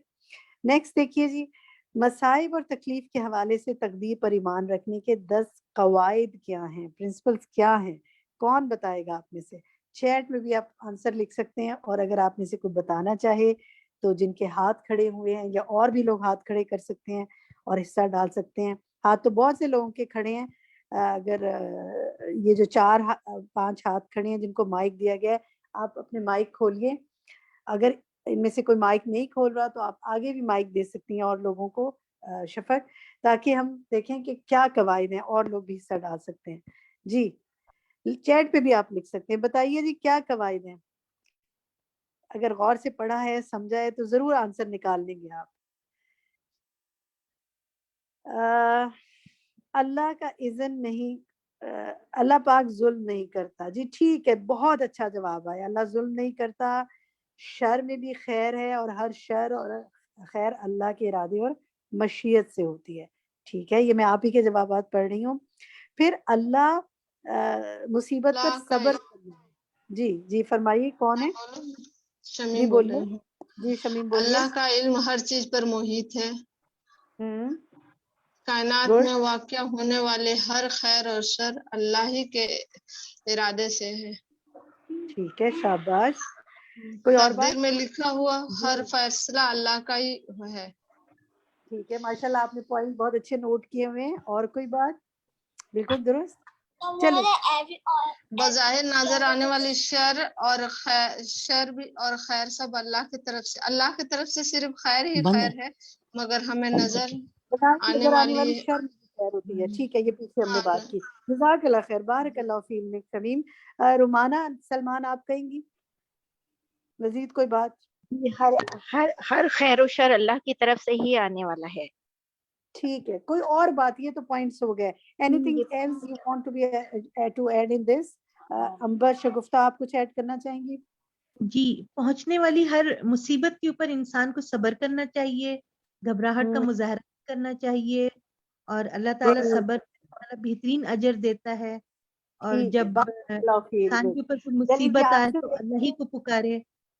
جی آنسر دیکھیے، کچھ پوائنٹ اور اس میں ایڈ کر لیں کہ اللہ تعالیٰ ظلم نہیں کرتا، وہ بہت رحم کرنے والا ہے، اور اللہ کے اسماء کے علاوہ، اس کے ناموں کے علاوہ ہر چیز مخلوق ہے. ٹھیک ہے جناب. نیکسٹ دیکھیے، ابن القیم نے زاد المعاد میں کچھ چیزیں بیان کی ہیں جو مصائب کو یعنی مشکلات کو ہلکا کرتی ہیں، اس کو میں جھیلنے میں آسانی پیدا کرتی ہیں. وہ کیا ہے؟ وہ 8 نکات بتائے گئے تھے. وہ کیا ہیں؟ ٹھیک ہے جی، آنسرز آنے شروع ہو گئے ہیں. صبر کرنا. میں چاہوں گی چیٹ میں بھی لکھتے جائیں آپ، اور کوئی بتانا چاہتا ہے تو اپنا مائک آن کرے. بہت سے ہاتھ ہیں جن کو کھڑے ہوئے جن کو مائک دیا گیا ہے. کوئی آپ میں سے بتانا چاہے تو. Can I say something? Tell your name.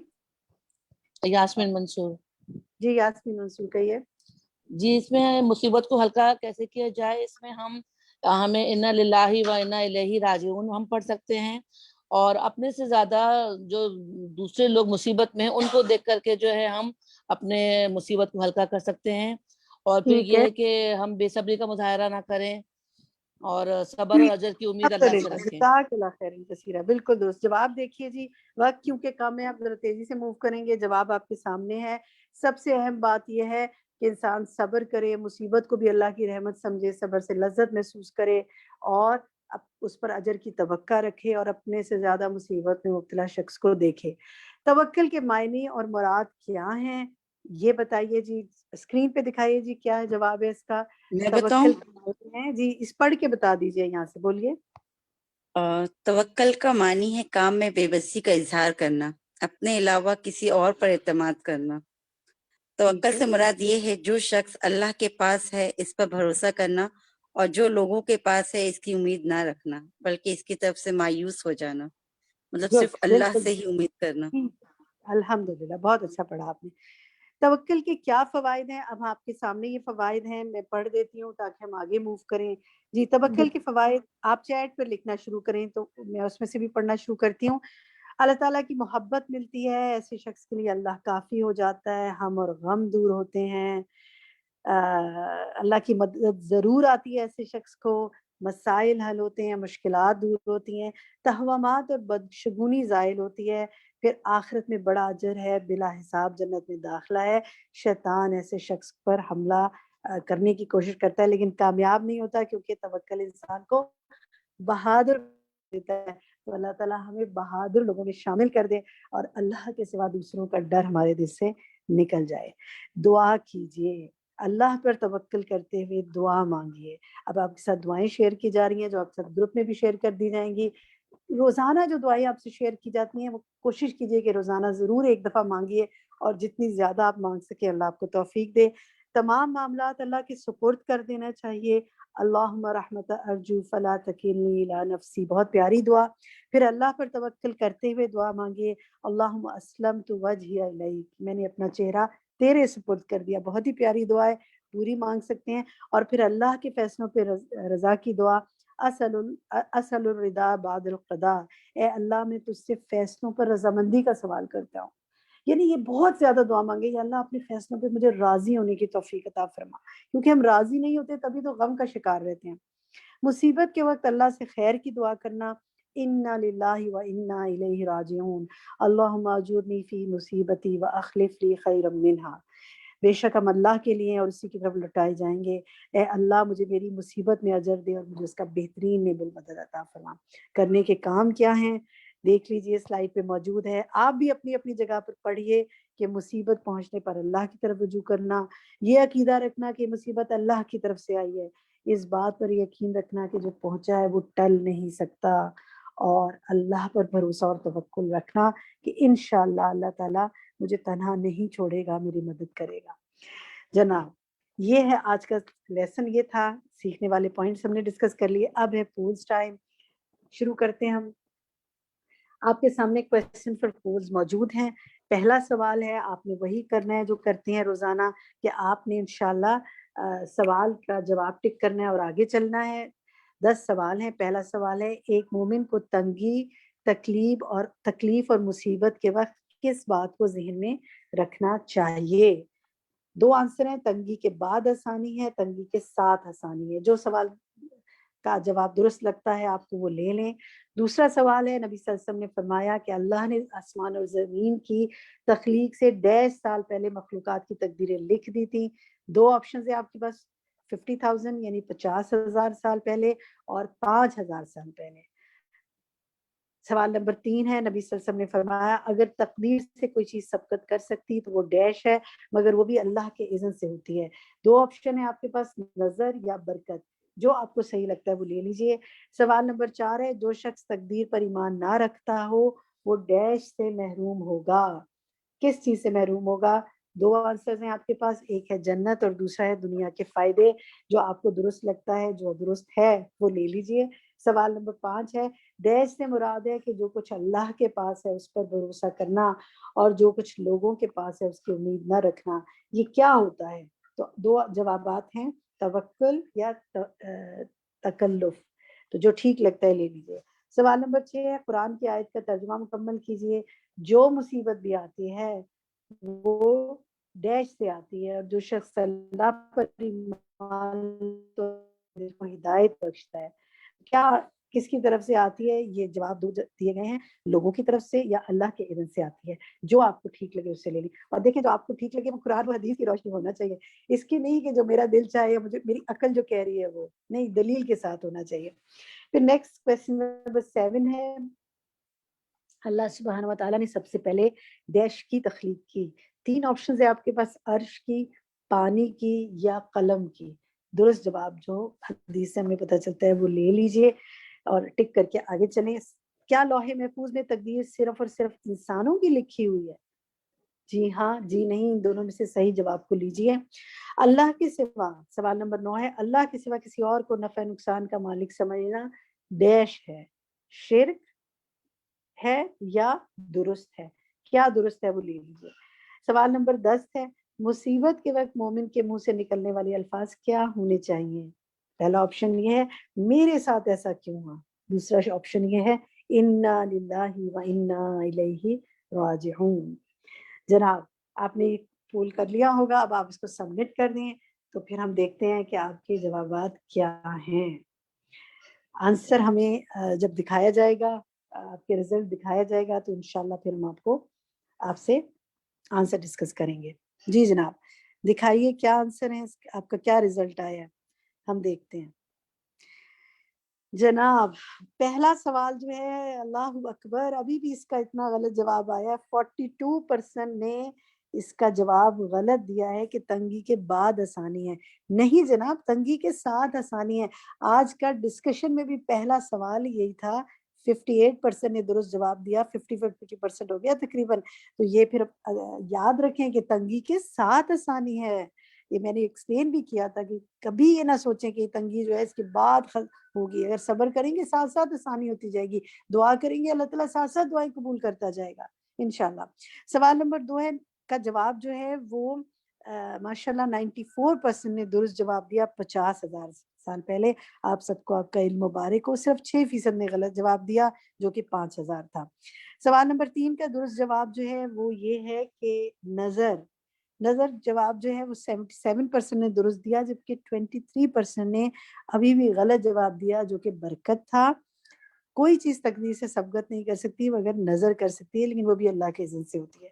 سوال نمبر 4 جو ہے اس کا درست جواب جو ہے وہ جنت ہے. ٹھیک ہے, 96% نے درست جواب دیا اور صرف 4% نے غلط جواب دیا دنیا کے فائدوں سے. آپ 4% لوگ بھی اپنے جواب کو درست کر لیں کہ جو شخص تقدیر پر ایمان نہیں رکھتا وہ جنت سے محروم ہو جائے گا, دنیا کے فائدوں سے نہیں, جنت سے محروم ہو جائے گا. تو اللہ تعالیٰ ہمیں ان میں سے نہ کرے جو جنت سے محروم ہو جائیں, ہم تقدیر پر مکمل ایمان رکھیں. سوال نمبر 5 ہے ڈیش سے مراد ہے کہ جو کچھ اللہ کے پاس ہے اس پہ بھروسہ رکھنا اور جو لوگوں کے پاس ہے اس پر امید نہ رکھنا. تو اس کا درست جواب ہے توکل, اور 98% نے ماشاءاللہ درست جواب دیا. بارک اللہ فیکم. پھر سوال نمبر 6 ہے کہ قرآن کی آیت کا ترجمہ مکمل کیجئے کہ جو بھی مصیبت آتی ہے وہ ڈیش سے آتی ہے. اس کو درست کر لیجئے, یہاں شاید قرآن کا لفظ تھوڑا مسنگ ہے, اس کو درست کر کے لکھیے گا دوبارہ. تو جو بھی مصیبت آتی ہے وہ ڈیش سے آتی ہے, اور جو شخص اللہ پر ایمان لائے تو اس کے دل کو اللہ ہدایت بخشتا ہے. 98% نے درست جواب دیا کہ اللہ کے اذن سے آتی ہے, اور اسٹل 2% نے کہا لوگوں کی طرف سے آتی ہے. دیکھیں وہ بھی تقدیر کا حصہ ہوتا ہے کہ لوگوں کی طرف سے یہ ہوگا, لیکن وہ اصل میں اللہ کے اذن کے بغیر تو کوئی کام نہیں ہوتا. نمبر 7 ہے اللہ تعالیٰ نے سب سے پہلے کس کی تخلیق کی. 73% نے درست جواب دیا قلم کی تخلیق کی, اور 7% نے کہا پانی کی, اور 20% نے کہا عرش کی. نہیں جناب, یہ دونوں جواب غلط ہیں. نمبر 8 کیا لوح محفوظ میں تقدیر صرف اور صرف انسانوں کی لکھی ہوئی ہے. سبحان اللہ, 27% نے کہا جی ہاں, جو کہ غلط جواب ہے. اس کا درست جواب یہ جی نہیں ہے کہ لوح محفوظ میں تقدیر صرف انسانوں کی نہیں لکھی ہوئی بلکہ ہر مخلوق کی لکھی ہوئی ہے. آپ کو کیا سمجھتے ہیں کہ جو زمین کے کیڑے ہیں اور جو ہوائیں چل رہی ہیں وہ کتنی چلیں گی اور کتنا پانی برسے گا اور کیا ہوگا, یہ سب کچھ لکھا ہوا ہے اللہ تعالیٰ نے.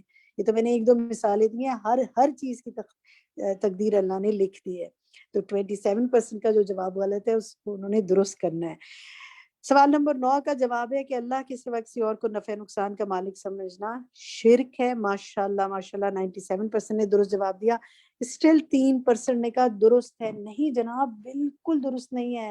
اللہ کے سوا کسی کو بھی نفع نقصان کا مالک سمجھنا درست نہیں ہے. اور آخری سوال کا جواب ہے کہ مصیبت کے وقت مومن کے منہ سے نکلنے والے الفاظ کیا ہیں. ماشاءاللہ, اللہ سبحانہ و تعالیٰ آپ کے علم و عمل میں برکت کرے آپ سب کے.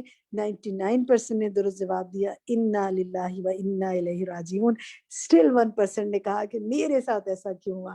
نہیں جناب, تقدیر کا لیسن پڑھنے کے بعد اب آپ نے یہ نہیں کہنا کہ میرے ساتھ ایسا کیوں ہوا, بلکہ سوچنا ہے اللہ یہی چاہتا تھا اور میں نے اس پہ صبر کرنا ہے اور دعا کرنی ہے اور کوشش کرنی ہے.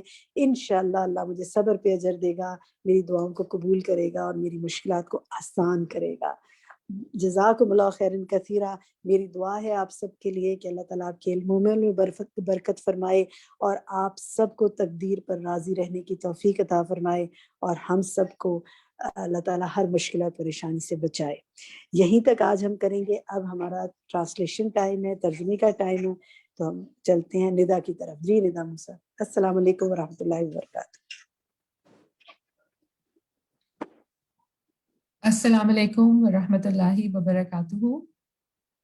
کیسے ہیں آپ سب لوگ؟ مجھے امید ہے کہ آپ سب ایمان اور صحت کی بہترین حالت میں ہوں گے اور خوب اللہ تعالیٰ کی عبادت میں مصروف ہوں گے. دعا پڑھ لیتی ہوں میں اور پھر انشاءاللہ ہم ٹرانسلیشن سٹارٹ کرتے ہیں. اعوذ باللہ من الشیطان الرجیم, بسم اللہ الرحمن الرحیم. رب اشرح لی صدری ویسر لی امری واحلل عقدۃ من لسانی یفقہوا قولی ربی زدنی علما, آمین یا رب العالمین. جی طریقہ یہی ہے کہ آپ میں سے جن لوگوں کے ہینڈز ریزڈ ہوں گے میں انہی سے اس آیت کا ترجمہ پوچھوں گی. ٹھیک ہے, ہمارے پاس یہ 3 آیتیں ہیں. جو پہلا پارٹیسپنٹ ہوگا وہ پہلی آیت کا ترجمہ پڑھے گا, اور جو دوسرا پارٹیسپنٹ ہے وہ الذین یقیمون الصلاۃ سے ینفقون تک پڑھیں گی. اور اسی طرح جو تھرڈ آیت ہے, تھرڈ پارٹیسپنٹ اولئک هم المؤمنون حقا سے لے کے ورزق کریم تک پڑھیں گی. ٹھیک ہے, چلیں جی. جی صبا سب سے پہلے سنائیے. صبا آپ کا مائک اوپن ہے. جی السلام علیکم. وعلیکم السلام. السلام علیکم. جی صبا. انما بے شک المؤمنون مومن تو الذین وہ ہیں اذا جب ذکیرہ ذکر کیا جاتا ہے اللہ اللہ کا وجلت ڈر جاتے ہیں قلوبہم دل ان کے وَإِذَا اور جب تلیت پڑھی جاتی ہیں علیہم ان پر آیاتہ آیات اس کی زادتہم وہ زیادہ کر دیتی ہیں انہیں ایمانن ایمان میں وعلا اور اپنے ربہم رب پر ہی یتوکلون وہ توکل کرتے ہیں. بارک اللہ, بہت خوب آپ نے سنایا. اللہ تعالیٰ آپ کے علم کو مبارک فرمائے. جی اگلی پارٹیسپنٹ جو ہیں وہ ہماری ہیں محمد مسیح ہدایت. جی کے نام سے ہمارے پاس آ رہا ہے ان کا, تو آپ مائک پلیز اوپن کیجئے اور سنائیے اگلی آیت.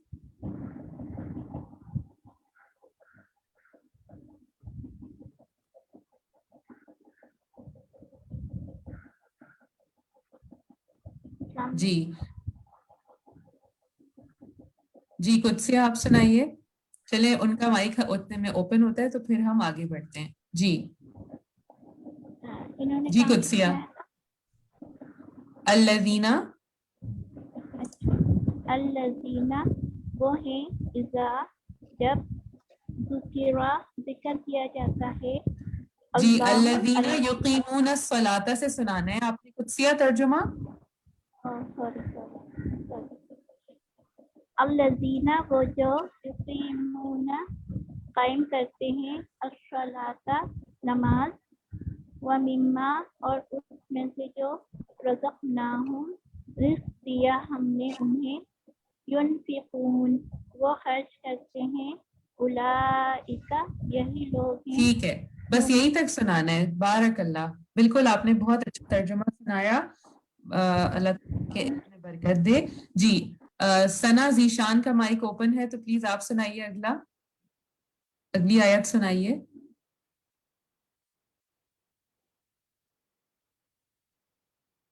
جی سمینہ حنیف آپ کا مائک اوپن ہے.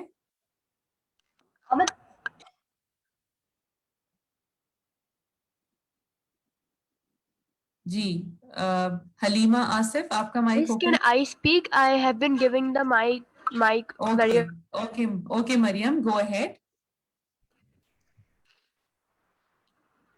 Miss 2 minutes. Miss اولائکا سے پڑھنا ہے. جی پڑھیے. اولائکا یہی لوگ ہیں ہم وہ المؤمنون جو مومن ہے حقا سچے لہم ان کے لیے درجاتن درجے ہیں عند ربہم ان کے رب کے پاس ومغفرتن اور بخشش ورزقن اور رزق ہے کریمن عزت والا. بارک اللہ, ایکسلنٹ, ماشاء اللہ. ٹھیک ہے آگے بڑھتے ہیں. جی سمینہ حنیف آپ سنائیں گی.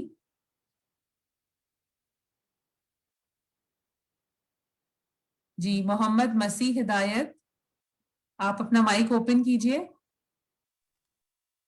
مسیح جی پڑھیے.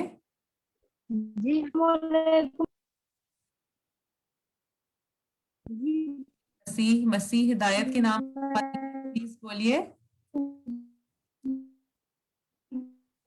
کیا بچا ہے. جی آپ کی آواز نہیں آ رہی مسیح ہمیں.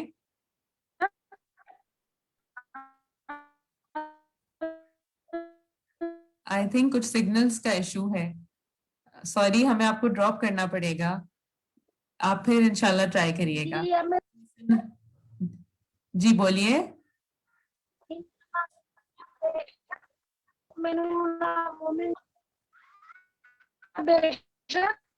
मोमिन तो वो है इसी जिक्र किया जाता है। ठीक है जी, इसको अल्लाह का बड़ा रसूलियत। ठीक है जी, इसको यहीं तक रखते हैं जी। फरहत इमरान इन्नमल मुमिनूना से तर्जुमा कीजिए।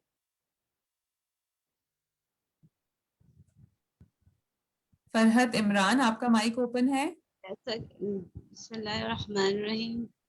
जी सुनाइए। मोमिन वो लोग हैं जब जिक्र करते हैं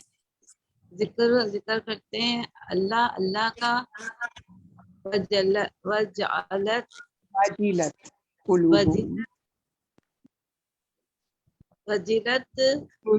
कहाँ पे हैं? अल्लाह वजीलत जी फरहत इमरान, आप तर्जुमा सुनाइए। इन्नमा बिस्मिल्लाह, मैं पढ़ रही हूँ बाजी में पढ़ रही हूँ। इन्नमा जी सुनाइए। जी मोमिन है, मोमिनून मोमिन है अल्लज़ी जो इज़ा जब जिक्र करते हैं अल्लाह का ज़ुकिरल्लाहु जिक्र करते हैं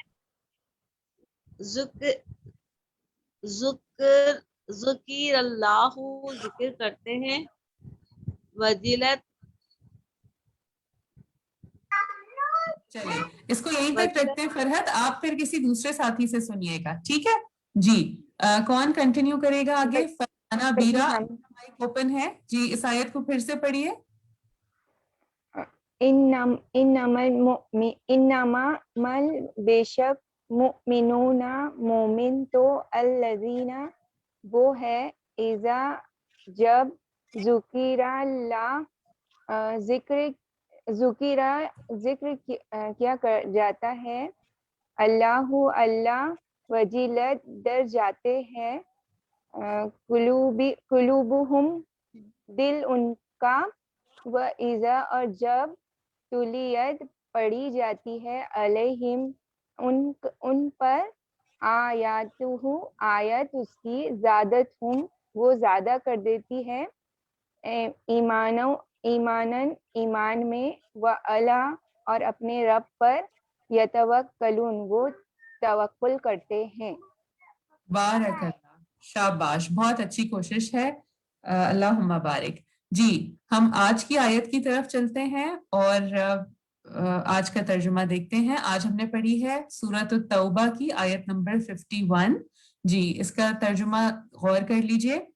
बिस्मिल्लाहिर्रहमानिर्रहीम। कुल कह दीजिए, लन हरगिज नहीं, युसीबना पहुंचेगा हमें, इल्ला मगर, माँ जो, कतबा लिख दिया, अल्लाहु अल्लाह ने, लना हमारे लिए, हुआ वो, मौलाना मौला है हमारा, व अलल्लाही और अल्लाह ही पर, फलयतवक्कल बस चाहिए कि तवक्कल करें, अल मुमिनून ईमान लाने वाले। व आखिरु दावाना अनिल हम्दुलिल्लाहि रब्बिल आलमीन। जज़ाकुमुल्लाहु खैरन कसीरा। मुझे उम्मीद है कि आप सब अपने तर्जुमे को 7 से 10 दफ़ा पढ़ेंगे और याद करेंगे इंशाल्लाह। और अपने तर्जुमे को जब आप सुनाएंगे तो डायरेक्ट आपने स्क्रीन से सुनाना है और जो तर्जुमे वाली स्लाइड है उसको आपने सामने नहीं रखना, ठीक है इंशाल्लाह। बारकल्लाहु फी इल्मिकुम व अमलिकुम। ओवर टू हुमैरा बाजी, आपका तजवीद टाइम है। जज़ाकल्लाह खैर। अस्सलामु अलैकुम व रहमतुल्लाहि व बरकातुहू। जी आज हमारी तजवीद की आयत सूरत तौबा की आयत है।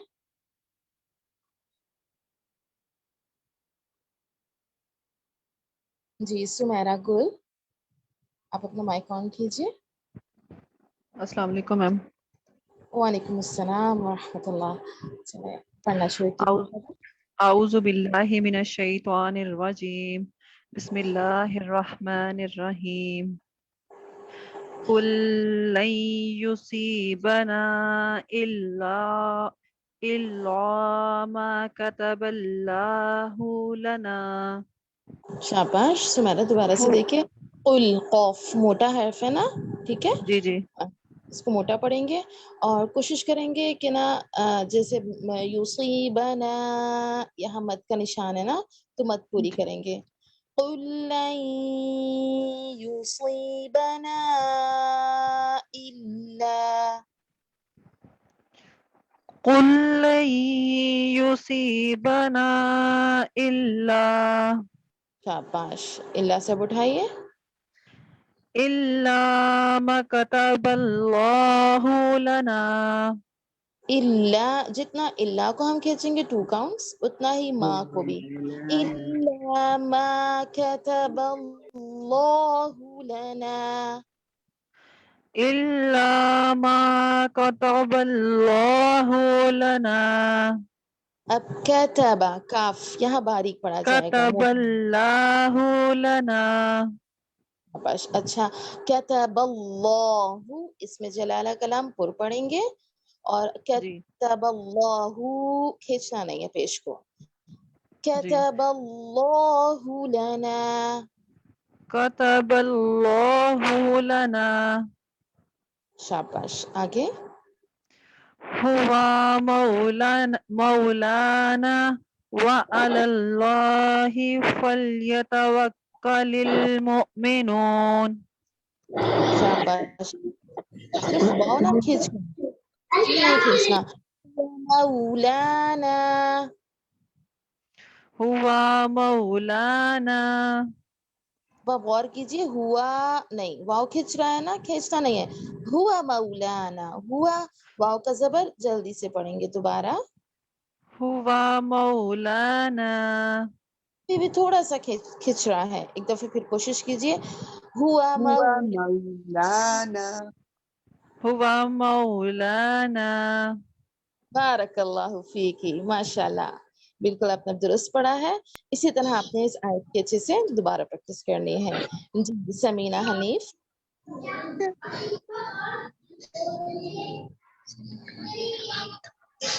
अस्सलामुअलैकुम, आप मेरी आवाज सुन रही हैं?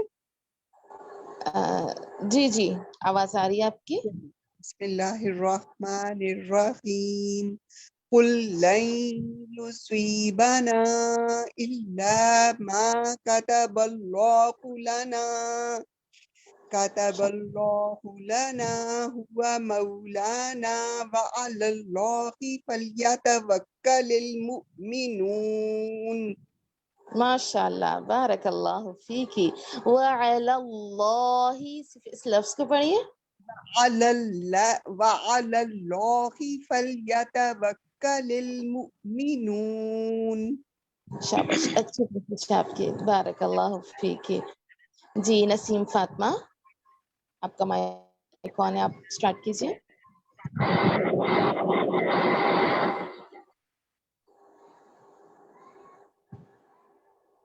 जी नसीम। जी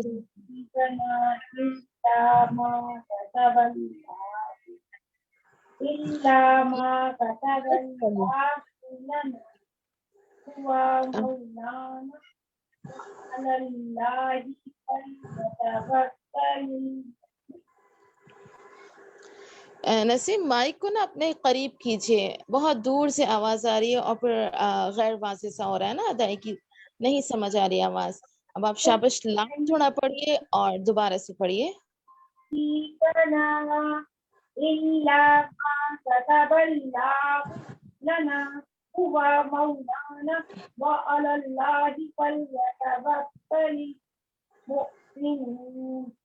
शाबाश, बेहतर पढ़ा आपने। अच्छा, कतबल्लाहु लना, इसमें जलाला कलाम यहाँ मोटा कीजिए, पुर कीजिए। कतबल्लाहु,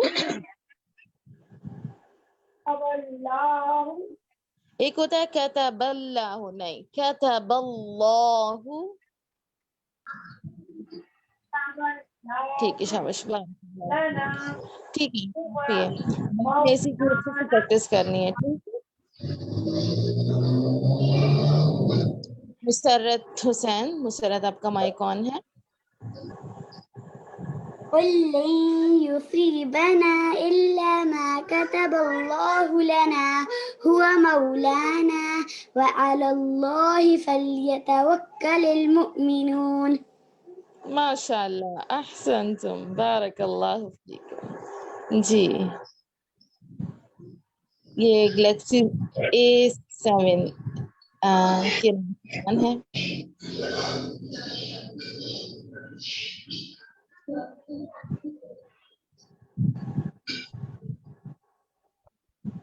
آواز صحیح آ رہی. اچھا میں پڑھوں فردوس؟ فردوس جی فردوس آپ پڑھیے شاباش. اعوذ باللہ من الشیطان الرجیم بسم اللہ الرحمن الرحیم قل لن يصيبنا الا ما كتب الله لنا هو مولانا وعلى الله. اسپیڈ سے نہیں پڑھیں گے کیونکہ ایک حرف کو واضح کریں گے. اور ورنہ جہاں آ رہا ہے ورنہ پوری مت پورا سب کے لیے ہے کہ ہم نے اسپیڈ سے نہیں پڑھنا. قل لن يصيبنا إلا قل لن يصيبنا الا ما كتب الله لنا هو مولانا. کہتے بل کے مطلب ہے کہ ہم نے اس میں جلالہ کا ایک دوسرا والا لام تو پر کیا لیکن پہلا نہیں کیا نا دونوں کو. كتب الله لنا ما كتب الله لنا. جی صحیح. ہاں بہتر ہے شاباش. هو مولانا وعلى الله فليتوكل المؤمنون. وعلى الله یہاں پر بھی اس میں جلالہ کلام کو پر کیجیے. وعلى الله فليتوكل المؤمنون. ماشاء اللہ بارک اللہ فیکی. جزاک اللہ. جی باجی میں مومنہ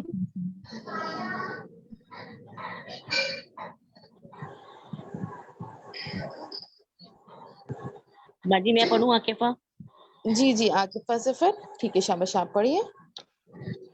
قل لن يصيبنا إلا ما كتب الله لنا هو مولانا وعلى الله فليتوكل المؤمنون. شاباش. وعلى الله یہاں سے دوبارہ پڑھیے. علی عین عین کو واضح کیجیے. وعلى الله فليتوكل المؤمنون. ماشاء اللہ احسنتی. اچھا یہ جو لفظ ہے لن یصیبنا اس کو دوبارہ پڑھیے اور اس میں غنہ کیجیے. لن يصيبنا ٹھیک ہے شاباش. ٹھیک ہے شاباش بارک اللہ فیکم. اب آپ سب نے اس آیت کی بہت اچھے سے پریکٹس کرنی ہے اور یاد رکھیے ہمیشہ ٹھہر ٹھہر کے پڑھنا ہے اسپیڈ سے نہیں پڑھنا ہے. ایک ایک حرف ایک ایک مخرج کو واضح کرنا ہے. چلیے یہیں تک رکھتے ہیں ہم. سبحانک اللہم وبحمدک اشہد ان لا الہ الا انت استغفرک واتوب الیک. السلام علیکم ورحمۃ اللہ وبرکاتہ.